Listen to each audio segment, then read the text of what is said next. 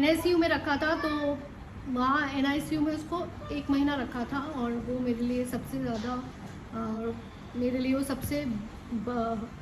Difficult time था मेरे और जय के लिए, क्योंकि हम रोज़ सुबह जब हमें बोला कि NICU में रखना पड़ेगा क्योंकि वो बहुत छोटी है, बहुत जल्दी आ गई है।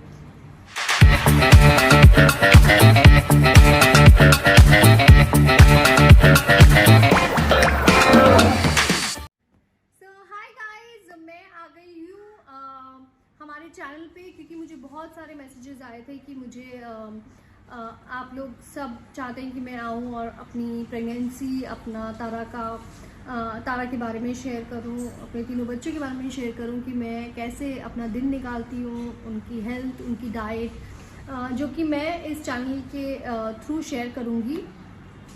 तो पहले मैं बात करूँगी मेरी प्रेगनेंसी की। मेरी शादी के 10 साल बाद मैं प्रेग्नेंट हुई। नॉट बिकॉज कोई इशू था या कुछ था, वो मेरा अपना पर्सनल डिसीजन था कि मुझे थोड़ा लेट बेबी चाहिए था लाइफ में, क्योंकि आई थिंक मेरे पेरेंट्स की रिस्पॉन्सिबिलिटी थी जो मुझे पहले पूरी करनी थी। और मुझे लगा कि पहले मैं एक अच्छी औलाद बनूं ताकि मैं बाद में एक माँ बनूं, क्योंकि वो बहुत ज़रूरी होता है कि हम अपने पेरेंट्स को एक अच्छी लाइफ दें, क्योंकि जो संस्कार हम में आएंगे वो आगे जाके हमारे बच्चों में भी आएंगे और वो थॉट्स भी हमारे बच्चों में आते हैं। तो जब मैंने डिसाइड किया कि अब मुझे अपनी फैमिली बढ़ानी है, तो हमने आई थिंक दिसंबर में डिसाइड किया था कि हम लोग को अपनी फैमिली बनानी चाहिए। और लकीली मैं जैन में फेब में एक्चुअली मुझे पता चला कि मैं प्रेग्नेंट हूँ। और मैं एक्चुअली लंदन जाने वाली थी वेकेशन पे, मेरा वीज़ा भी हो गया था, तो जय और मैं वेकेशन पे जाने वाले थे। और जब ये न्यूज़ आई तो हमारा ऑब्वियसली वेकेशन कैंसिल हो गया, पर वर्थ इट, क्योंकि तारा आई। उसके बाद मैंने पमिंग कराई थी, तो मैंने सबसे पहले अपने जाके बाल कटाए, क्योंकि मुझे पता था कि मैं इतना टाइम अपने बालों को नहीं दे पाऊँगी। और मैंने फर्स्ट थिंग, जब मेरा फर्स्ट मंथ कंप्लीट हुआ तो मैंने जय को बोला कि मैं कोम नहीं कर पाऊँगी इतना, या पमिंग को इतना, क्योंकि पम बालों में काफ़ी कंडीशनिंग और काफ़ी चीज़ों की ज़रूरत होती है। तो मैंने जय को बोला था कि मैं नहीं कर पाऊँगी, तो इसलिए मुझे बाल कटाने हैं। तो जय मुझे फर्स्ट टाइम आलिम हकीम पे लेके गए थे बाल कटाने के लिए, कि तो मैंने छोटे बाल करा लिए थे ताकि मेरे लिए कन्वीनियंट हो। बाकी हर प्रेगनेंसी अलग होती है, हर माँ अलग होती है, हर माँ की प्रेगनेंसी जर्नी अलग होती है, हर बच्चा अलग होता है। ये मैं हमेशा बोलती हूँ कि कभी भी कंपेयर मत कीजिए, क्योंकि मुझे वॉमिटिंग बिल्कुल भी नहीं हुई थी थ्रू आउट माई प्रेगनेंसी। और मतलब मुझे कभी भी वैसी फीलिंग भी नहीं आई जैसे बोलते हैं कि, और हाँ, मुझे कुछ भी ऐसा स्पेसिफिक खाने का मन नहीं करता था, पर थोड़ा मैं मीठा खाती थी। मैंने अपनी डाइट का बहुत ज़्यादा ख्याल रखा ड्यूरिंग माई प्रेगनेंसी। मैं मेक श्योर करती थी कि मैं हफ्ते में एक बार एवोकाडो खाऊं, क्योंकि जो एवोकाडो को अभी आप देखोगे तो वो एक मदर का जो वूम होता है वैसा होता है। और मैंने एवोकाडो खाया, हर हफ्ते में मेक श्योर करती थी। मैं इलायची बनाना खाती थी, क्योंकि इलायची बनाना और बनाना में इतना फ़र्क होता है कि इलायची बनाना से मेरे जो बड़े लोगों ने मुझे बताया है कि कोल्ड होने का डर नहीं रहता है, मतलब कोल्ड कॉफ नहीं होता है। तो मैं इलायची बनाना ज़रूर खाती थी। मुझे इतनी भूख नहीं लगती थी। जय हमेशा मेरे आगे पीछे घूमता रहता था कि you not eating, but actually मुझे बिल्कुल ऐसा नहीं था कि मुझे पतले रहना था। तो ये कभी भी मत सोचिए कि मुझे पतले रहना, और ये भी मत सोचिए कि मुझे 2 लोगों के लिए खाना है। तो मैं हमेशा जो खाती थी वही खाती थी। मुझे लेट नाइट कुछ ऐसा मन नहीं करता था कि मुझे खाना है। बट मुझे कढ़ी बहुत अच्छी लगती थी, मेरी मम्मी के हाथ की कढ़ी चावल, मैं वो बहुत खाती थी। और मैं नॉन वेजिटेरियन हूँ, तो मैंने नॉन वेज छोड़ दिया था ऑलमोस्ट 9 मंथ्स। मतलब मेरा 9 मंथ्स, मतलब that I tell you. But मैंने जितने टाइम भी मैं प्रेग्नेंट थी, मैंने नॉन वेज थोड़ा अवॉइड किया। वो मेरे अंदर से ही मुझे मन नहीं किया खाने का।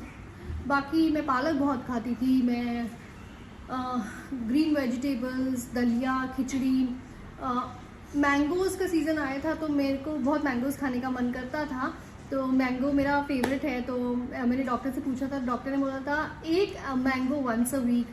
तो वो मैं खाती थी वंस अ वीक एक मैंगो। मुझे बहुत मैंगो पसंद है। कढ़ी चावल तो मैं हर दूसरे दिन मेरी मॉम को बोलती थी मुझे कढ़ी चावल खाना है, तो एक क्रेविंग जो मुझे थी वो कढ़ी चावल की थी। बाकी मैं नॉर्मल घर का खाना खाती थी।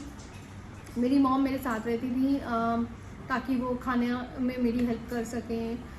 मैं रॉ कुछ नहीं खाती थी, रॉ सैलेड नहीं खाती थी, मतलब कच्चा कुछ भी नहीं खाती थी, हर चीज़ को पकाती थी। और मैं पानी खूब पीती थी। पानी बहुत बहुत ज़रूरी है, क्योंकि जो हमारा बेबी है वो पानी में ही रहता है और पानी की बहुत ज़रूरत होती है। हमें डिहाइड्रेटेड नहीं होना है, हमें ब्लड प्रेशर हाई नहीं करना। ब्लड प्रेशर के लिए हम लोग को क्या ध्यान रखना है कि हम एक्स्ट्रा कुछ ना खाएं, एक्स्ट्रा शुगर या एक्स्ट्रा सॉल्ट, कुछ कोई भी चीज़ एक्स्ट्रा ना हो।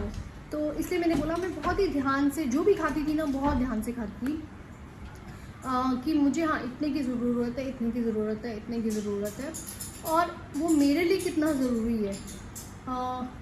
मैं मंथ बाय मंथ मैं चीज़ें जो है खाती थी। और पानी मैं कोक, पेप्सी ये सब बिल्कुल भी नहीं पीती थी। मैं छाछ पीती थी और दही खाती थी मैं। और मैंने वीट भी थोड़ा कम कर दिया था। एनी विच वेज मैं वीट थोड़ा कम खाती हूँ, मैं रोटी थोड़ा कम खाती हूँ, मैं चावल खाती हूँ, मैं रोटी थोड़ा अवॉइड करती हूँ। तो ड्यूरिंग माई प्रेगनेंसी ऑल्सो मैंने रोटी थोड़ी कम कर दी थी। और बस ये मेरी डाइट थी कि मैं हेल्दी खाती थी। और मैं काफ़ी रिसर्च करती थी। मैंने आई थिंक तारा के टाइम पे बहुत बहुत बहुत रिसर्च की।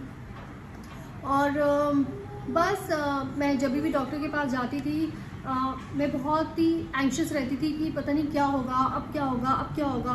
और कहते हैं ना कि जब भी आप लेट प्लानिंग करते हो, तो मैं 35 की प्रेग्नेंट हुई थी, तो मेरे को कहीं ना कहीं थोड़ा थोड़ा डर भी था चीज़ों को लेके कि मैं 3 महीने में एक्चुअली बेड रेस्ट पे थी। मुझे डॉक्टर ने मना किया था कहीं भी ट्रैवल करने के लिए, तो सिर्फ बाल कटवाए थे। एक ही बार बाहर गई थी, वो भी बहुत फोक्स करने के बाद जयपुर की मुझे जाना है। पर मैं 3 महीना बिल्कुल घर पे, मैं एक्चुअली क्वारंटीन थी घर पे तभी, तो मेरा क्वारंटीन तो हो गया एक बार। और मैं सिर्फ बाथरूम तक जाती थी या अपने टेरेस तक जाती थी, इतना ही करती थी। और 3 मंथ्स के बाद मैंने बाहर का खाना नहीं खाया है, बाहर भी नहीं खाती थी खाना, और घर का ही खाती थी। और बस, और मेरे मूड स्विंग्स कभी भी नहीं हुए। इनफैक्ट मैं बहुत ही काम हो गई थी, बहुत ही पीसफुल हो गई थी ड्यूरिंग माई प्रेगनेंसी। मैं बिल्कुल एकदम शांत जैसे हो जाते हैं, मुझे मतलब तंग मत करो, मुझे ज़्यादा लोग नहीं पसंद थे। फिर उसके बाद आई थिंक मैं 5th मंथ चल रहा था मेरा, तब हम लोगों ने सबको बता दिया था कि मैं प्रेग्नेंट हूँ। फैमिली में सबको बता ही दिया था। मैं नज़र लगने पे बिल्कुल बिलीव नहीं करती हूँ। दो मेरी फैमिली मुझे बहुत बोलती है कि इससे नज़र की है, लेस से नज़र लगती है, तो मैं कभी बिलीव नहीं करती हूँ। बट अगर किसी को नज़र उतारनी है तो आई डू नॉट माइंड।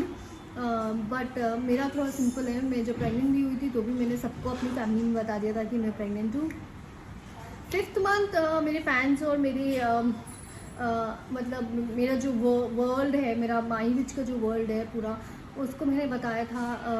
क्योंकि 5th मंथ आपको एक्चुअल कंफर्मेशन मिलती है कि everything is fine, the baby is fine. So that is when I wanted to tell everyone that I am pregnant. And वो हमने सबको बता दिया था कि मैं प्रेग्नेंट हूँ। और फिर उसके बाद मैं कबीर सिंह गई थी देखने के लिए 2 बार, वो भी। और मैं घर पे भी टीवी ज़्यादा नहीं देखती थी, पर जब भी देखती थी कुछ तो डिशुम फाइट वाली चीज़ें बहुत देखती थी। आई थिंक तभी मेरी बेटी जो है थोड़ी डिशुम वाली ज़्यादा है। और बस बाकी तो बेबी मून के लिए मैं गई नहीं, क्योंकि मुझे डॉक्टर ने मना किया था। कहीं ना कहीं मेरे दिल में ये था कि तारा जल्दी आएगी, क्योंकि मेरे 2 फ्रेंड्स के बेबी हो गए थे, तो वो मेरे से ऑब्वियसली 9 मंथ्स कंप्लीट करके हुए। जब मैं 30 वीक्स पे थी तो मैं मेरा फ्रेंड नीरव और जय, हम लोग लूडो खेल रहे थे। तो मैंने अपना by the way hospital bag पहले ही बना लिया था। तो कहते हैं ना, माँ को थोड़ा थोड़ा इंट्यूशन हो जाता है कि कुछ होने वाला है। तो मैंने अपना हॉस्पिटल बैग बना लिया था। मैंने शॉपिंग कर ली थी अपनी, सब हॉस्पिटल में क्या लेके जाना है। तो मैं वो सब भी नेक्स्ट एपिसोड में बताऊंगी कि हॉस्पिटल बैग में क्या डालना चाहिए आपको, क्या एसेंशियल्स हैं। और वो सब चीज़ें मैं अपने नेक्स्ट एपिसोड में बताऊंगी, पर फिलहाल मैं अपनी जर्नी शेयर कर रही हूँ आप लोगों के साथ मेरे फर्स्ट एपिसोड में। तो मैंने कहीं ना कहीं सेंस कर लिया था कि बाय द वे तारा ने तो 4th मंथ में, मुझे 4th मंथ कंप्लीट भी नहीं हुआ था तो मुझे किक मारना स्टार्ट कर दिया था, और समवे मुझे लगता था कि जल्दी आएगी।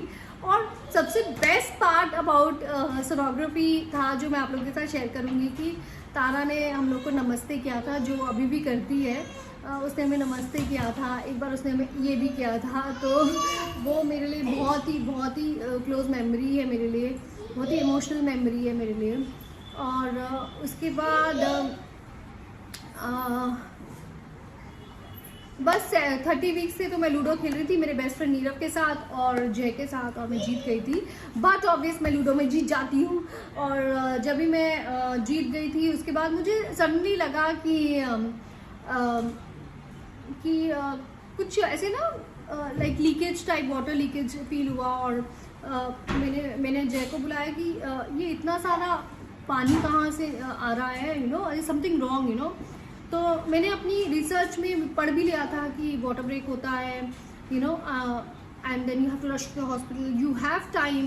तो पर मैंने फिर भी जय को बुलाया, मैंने कहा जय ये क्या हो रहा है, something is wrong. So we call the doctor. Doctor ने बोला इमीडिएटली आप हॉस्पिटल आ जाइए। उस टाइम बारिशें हो रही थी मुझे याद है, और काफ़ी ट्रैफिक होता था। और 1 सेकेंड, खुशी ने थोड़ा सा हिला दिया है मेरा ये, ओके। सो मैं बोल रही थी, हाँ, तो बारिशें बहुत हो रही थी, और जय ने कुछ 1.5 घंटे की ड्राइव 40 मिनट्स में मुझे हॉस्पिटल पहुंचाया। और तब तक मैंने आई थिंक घर पे 2 बार चेंज कर लिया था। और जब तक मैं हॉस्पिटल पहुंची मैं एकदम चुप थी, क्योंकि मुझे पता नहीं था। मैं सारा टाइम मन में वाहिगुरु वाहिगुरु कर रही थी कि सब अच्छा हो, मेरा बेबी सेफ हो, क्योंकि तारा 30 वीक्स में आई थी। तो मुझे ऐसा था कि मैंने पढ़ लिया था एक्चुअली कि सब खुशी wants to say hi to everyone in between. Okay, so now you can go and I'll complete my episode, okay? तो जब मैं पहुंची हॉस्पिटल तो डॉक्टर ने बोला कि डर की कोई बात नहीं, क्योंकि कुछ पॉकेट्स में था water, she is okay. And then by 8:30 I think मुझे लेबर भी स्टार्ट हो गया था, एंड मैं लेबर पेन में चली गई थी। फिर 9:30 मुझे अंदर लेके गए थे, एंड आई स्टिल रिमेंबर मेरे best friends Nadeem, UPI, Munna, Nirav, ये सब मेरे बाहर थे रूम के। तो मुझे अंदर लेके गए, और बस हम लोग को सबने बोला था कि लड़का है लड़का है लड़का है। इनफैक्ट हम लोगों ने नाम भी डिसाइड कर लिया था। तो मैंने कपड़े भी बॉय वाले थोड़े ले लिए थे, क्योंकि होता है ना कुछ 60 ईयर ओल्ड या 80 ईयर ओल्ड वाले बोलते हैं कि हमको तो पता है आपका पेट देख के तो लड़का ही लग रहा है। तो मैंने बोला चलो ठीक है, इनको एक्सपीरियंस है शायद। बट जब हम लोग अंदर गए तो what an experience. And thank you, उस टाइम थैंक गॉड उस टाइम कोविड नहीं था कि जय को अलाउ किया उन्होंने अंदर आना, और मैं जय का हाथ पकड़ के थी सारा टाइम। और बस उसके बाद डॉक्टर ने, जब मैंने पहली बार तारा को सुना और मैंने डॉक्टर से पूछा, मैंने एक्चुअली जय से पूछा कि जय क्या हुआ है। तो जय इतना हड़बड़ाया हुआ था कि जय ने बोला बेबी हुआ, बेबी। ऐसे बेबी मतलब बॉय गर्ल। तो फिर डॉक्टर समझ गया कि नर्वस हो गए, तो डॉक्टर ने बोला कि गर्ल हुई है। तो मैं और जय एकदम ऐसे थे, गर्ल हो गई। दो I always wanted a girl, मेरे अगर दिल से पूछते तो मुझे लड़की चाहिए थी। तो बस उसके बाद तारा सिंस 30 वीक्स थी, तो उसको NICU में रखा था। तो वहाँ NICU में उसको 1 महीना रखा था, और वो मेरे लिए सबसे ज़्यादा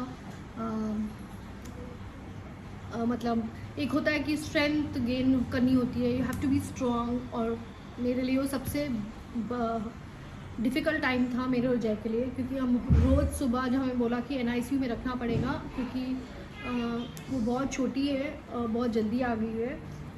तो मेरे को नेक्स्ट डे जब होश आया, तो तारा हुई थी 10:20 पे, तो मुझे जब नेक्स्ट डे होश आया तो मैंने सबसे पहले बोला कि मुझे मेरे बेबी के पास जाना है। तो मैं NICU गई, और वहाँ मैंने तारा को जब देखा ट्यूब्स में, और उसको सब लगा हुआ था।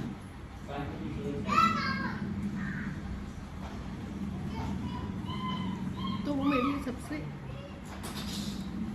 डिसहार्टनिंग साइड था, क्योंकि माँ के लिए अपने बच्चे को पैसा देखना, you know, after 10 years of praying and whatever, and I had a child who is lying down in front of me in tubes, तो मेरे लिए बहुत डिफ़िकल्ट था. बट जब मैं उसको देखती थी कि वो कितनी स्ट्रांग है, तो मुझे ऐसा लगता था कि मुझे भी स्ट्रांग रहना है. और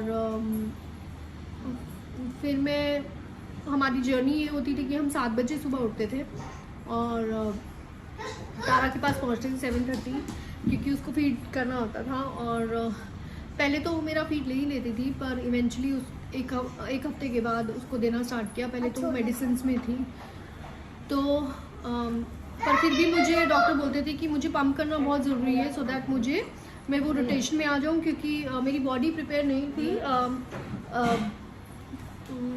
बेबी के लिए अभी. तो हम लोग रोज़ यही देखते थे कि क्या प्रोग्रेस हो रही है, और डॉक्टर पेशेंटली हमको बताते थे रोज़ कि अब ये हो रहा है, अब ये हो रहा है. और बाकी भी काफ़ी बच्चे थे वहाँ जो तारा के साथ के थे, और सब लड़कियां थी NICU में. मैंने बहुत अच्छी फ्रेंड्स बनाई वहाँ पर, जो मेरे को बहुत सपोर्ट करते थे. हम एक्चुअली एक दूसरे को सपोर्ट करते थे, और वहाँ की नर्सेज ने बहुत मेंटली हेल्प किया मुझे टू ओवरकम ऑल दिस. मेरे डॉक्टर साइरस ने भी बहुत I am always going to be thankful to him कि उन्होंने तारा पे इतनी मेहनत की. तारा क्या, वो सब बेबीज़ को इतना दिल से मतलब उनके लिए करते थे ना, कि देख के इतना अच्छा लगता था. और पेशेंटली रोज़ सुबह सब पेरेंट्स को वो बताते थे प्रोग्रेस बच्चे का. तो 9:30 to 10 हमारा वो रहता था.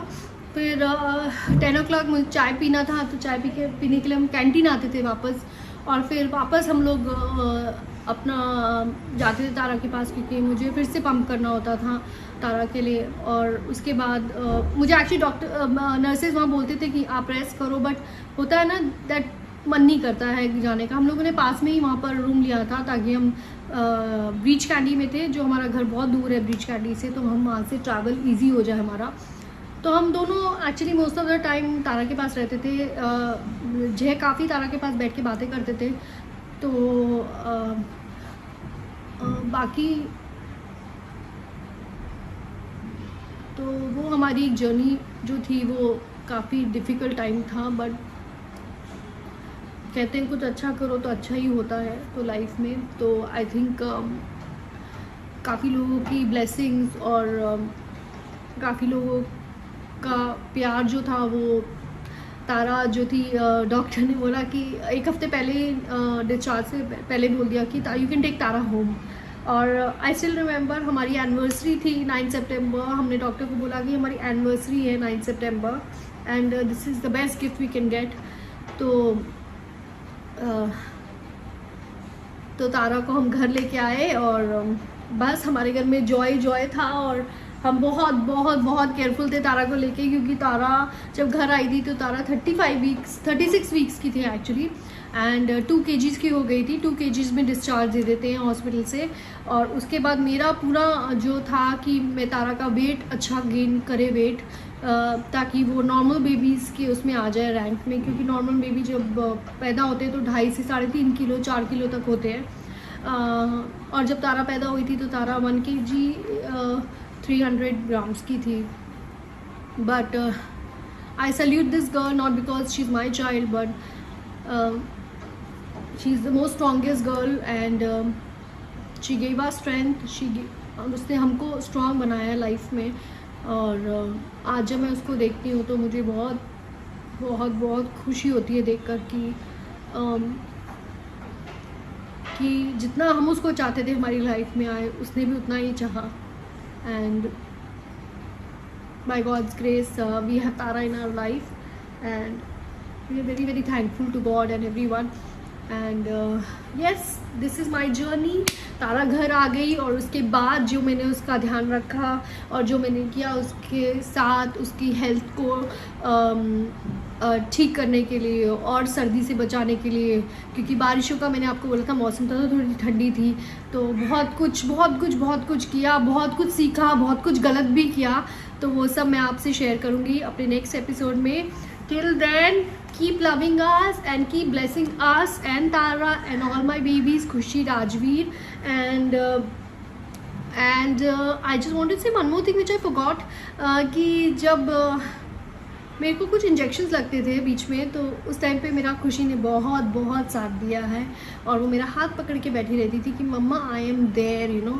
तो बस आई थिंक सबका प्यार और सबकी ब्लेसिंग से ये मेरी जर्नी जो थी, जो डिफ़िकल्ट टाइम्स था वो निकल गया। और आज छोटी सी तारा हमारे घर में है और हमें टी अल्फ़ाबेट मिला था। तो हम लोग को एक्चुअली डॉक्टर ने बोला था कि जो NICU में हम लोग को नाम लिखना है, तो हम लोग को बहुत जल्दी नाम रखना पड़ा।